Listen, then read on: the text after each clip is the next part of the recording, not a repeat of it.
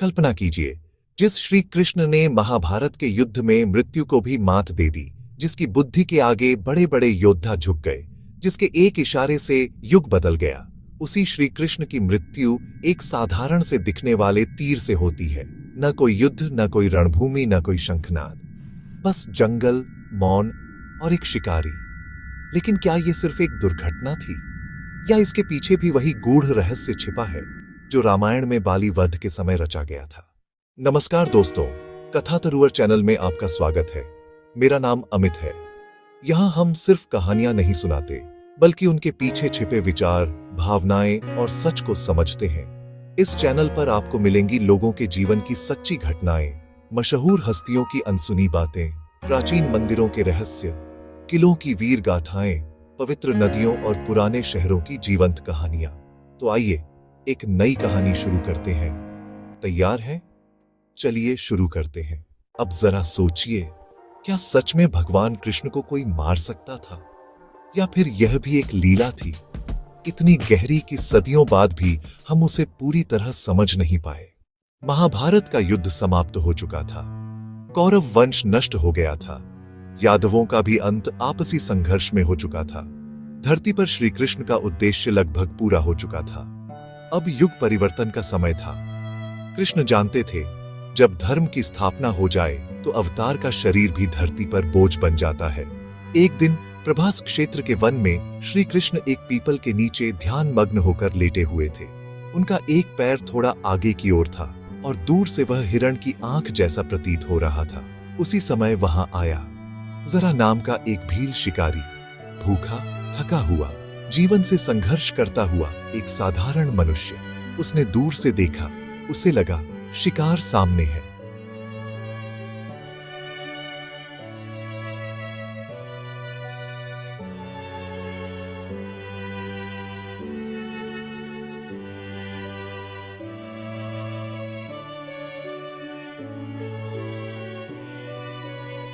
और इतिहास थम सा गया।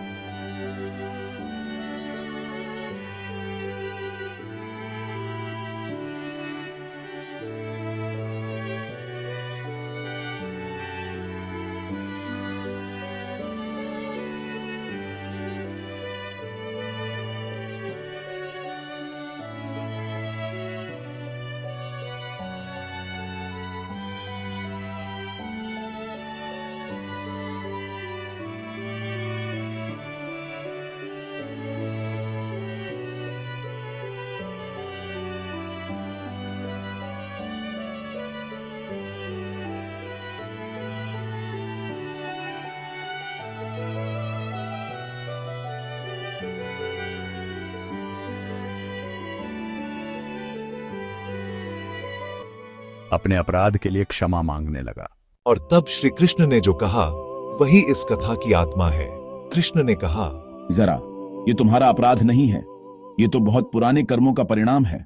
यहीं से कथा पीछे जाती है, बहुत पीछे, रामायण के समय में। अब यहां एक बात साफ साफ समझ लेना जरूरी है दोस्तों। जो कथा अब आप सुनने वाले हैं, उसका आधार प्राचीन ग्रंथों, पुराणों और लोक परंपराओं में मिलता है। इन्हें इतिहास की आधुनिक परिभाषा में पूरी तरह प्रमाणित तथ्य नहीं कहा जा सकता। लेकिन भारतीय दर्शन में कथाएं सिर्फ घटना नहीं होती, वे कर्म, न्याय और संतुलन को समझाने का माध्यम होती हैं।